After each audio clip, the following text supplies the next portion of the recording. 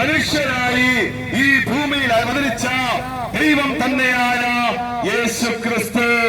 സഹോദരങ്ങളെ, മനുഷ്യരെ പാപത്തിൽ നിന്നും അടിമത്തങ്ങളിൽ നിന്നും അന്ധകാരത്തിൽ നിന്നും രക്ഷിക്കാൻ കഴിവുള്ള ഒരു വ്യക്തി എന്ന് പറയുന്നത് ദൈവം മാത്രമാണ്.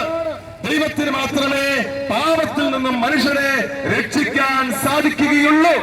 അതുകൊണ്ടാണ് ദൈവം മനുഷ്യനായി അവതരിച്ച് ഈ ലോകത്തിന്റെ മുഴുവൻ പാപഭാരങ്ങളും അടിമത്തങ്ങളും അന്ധകാരങ്ങളും എല്ലാം സ്വന്തം ശരീരത്തിൽ ഏറ്റെടുത്തത്.